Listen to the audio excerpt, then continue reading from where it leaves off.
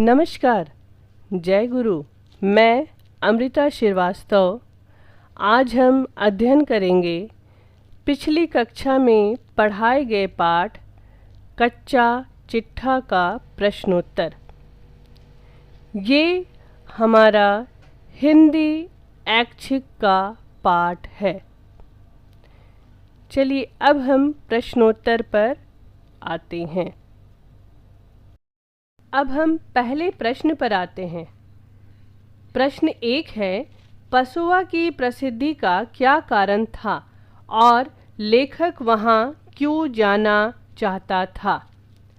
इसका उत्तर है कि पसोआ एक बड़ा प्रसिद्ध जैन तीर्थ स्थल है।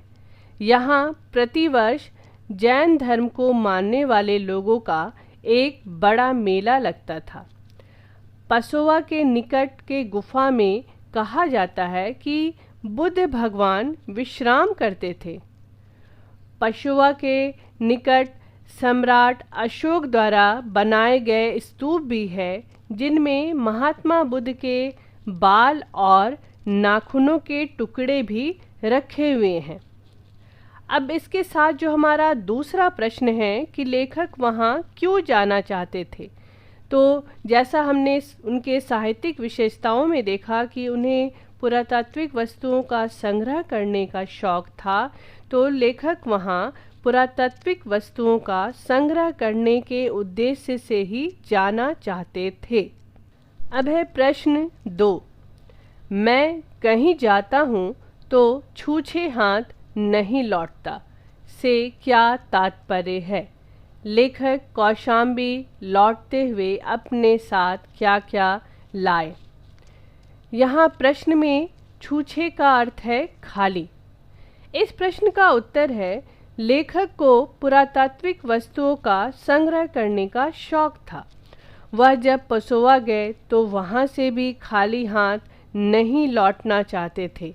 अतः जब पसोआ में कोई पुरातात्विक वस्तु ना मिली तो उन्होंने निकट के कौशाम्बी गांव से ही शिव जी की चतुर्मुखी मूर्ति अपने साथ ले आए और नगर पालिका के संग्रहालय में स्थापित कर दिए। अब है हमारा प्रश्न 3, चांद्रायण व्रत करती हुई बिल्ली के सामने एक चूहा स्वयं आ जाए तो बेचारी को अपना कर्तव्य पालन करना ही पड़ता है। लेखक ने यह वाक्य किस संदर्भ में कहा और क्यों? इस प्रश्न का उत्तर है कि लेखक जब पसोआ गए तो उन्हें वहाँ पुरातत्व महत्व की कोई वस्तु नहीं मिली। इस कारण वह दुखी थे, क्योंकि वह जहाँ भी जाते उन्हें पुरातात्विक वस्तु अवश्य प्राप्त होती थी। इस कारण जब वह पसोआ से लौट रहे थे तो कौशाम्बी गांव में शिव जी की चतुर्मुखी मूर्ति उन्हें दिखी और उन्होंने उस मूर्ति को अपने घोड़ा गाड़ी में रख लिया। लेखक का यह पुरातात्विक वस्तुओं के प्रति लोभ इस प्रकार है जैसे चांद्रायण व्रत करती बिल्ली के सामने एक चूहा आ जाए तो वह चूहे के प्रति अपने लोभ को नहीं छुपा पाती। इसी प्रकार लेखक का भी यह लोभ हमारे सामने उजागर होता है। अब है हमारा प्रश्न 4, अपना सोना खोटा तो परखवे का कौन दोष से लेखक का क्या तात्पर्य है? इस प्रश्न का अर्थ है कि जब अपने लोग ही स्वयं का साथ न दे तो दूसरों को क्या दोष देना? इस प्रश्न का उत्तर है कि लेखक कौशाम्बी से जब शिव जी की चतुर्मुखी मूर्ति अपने साथ ले जाकर नगर पालिका के संग्रहालय में स्थापित कर गए तो इस बात की खबर गांव वालों तक दफ्तर के ही एक व्यक्ति ने कर दी और गांव वालों को भी संदेह लेखक पर ही गया, क्योंकि उन्हें लेखक के इस पुरातात्विक वस्तुओं के लगाव का पता था और सब गांव वाले मिलकर लेखक के पास गए तो किसी ने भी उनका साथ नहीं दिया, इसलिए लेखक को अपना दोष मानना ही पड़ा। अब है प्रश्न 5। गांव वालों ने उपवास क्यों रखा और उसे कब तोड़ा? दोनों ही प्रसंगों को स्पष्ट कीजिए। इस प्रश्न का उत्तर है कि लेखक जब शिव जी की मूर्ति अपने साथ ले गए और गांव वालों को इस बात का पता चला तो उन्होंने यह निर्णय लिया कि जब तक मूर्ति नहीं मिलेगी वह उपवास रखेंगे। और उन्हें जब मालूम चला कि मूर्ति लेखक के संग्रहालय में है तब गांव वालों ने उनसे आग्रह किया कि शिव जी की मूर्ति को उसी जगह वापस रख दे, अन्यथा सभी उपवास में रहेंगे। यह जानकर लेखक ने भी शिव जी की चतुर्मुखी मूर्ति वापस कर दी।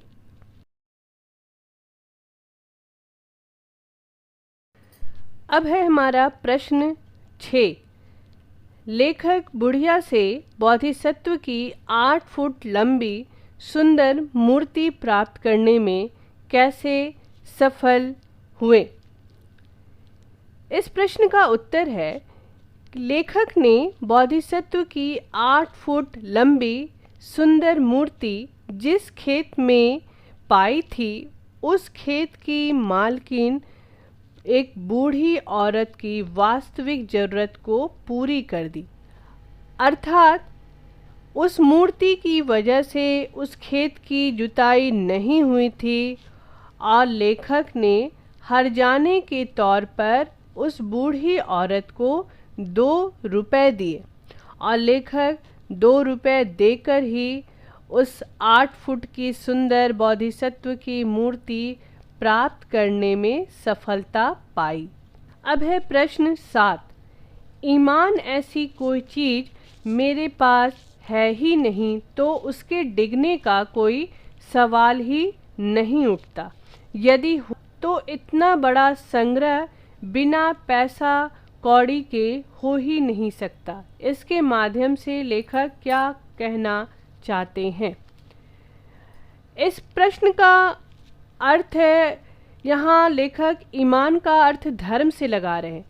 व्यक्ति अपने जीवन को भली प्रकार से जीने के लिए कुछ नियम और सिद्धांत निर्धारित करता है, परंतु लेखक ने पुरानी वस्तुओं के संग्रह करने के लिए कोई नीति, नियम, सिद्धांत नहीं निर्धारित किए हैं।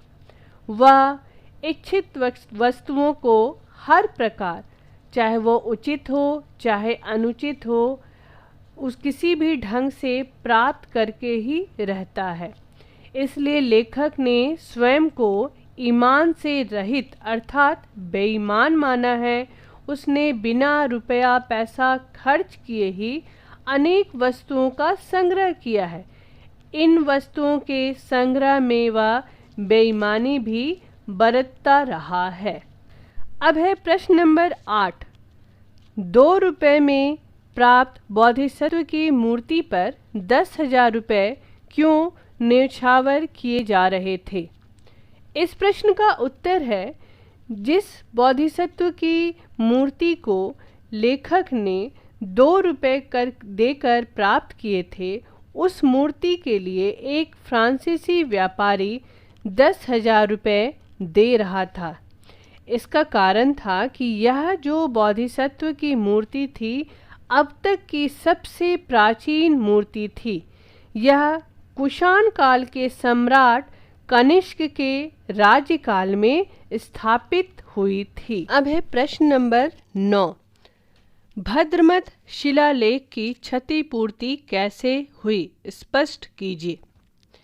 इस प्रश्न का उत्तर है कि लेखक को श्री दीक्षित साहब का एक पत्र मिला जिसमें लेखक पर यह आरोप लगाया गया कि उनके ही उकसाने के कारण वहाँ का जमींदार उन्हें भद्रमत का शिलालेख नहीं दे रहा है, जबकि ऐसी कोई बात नहीं थी।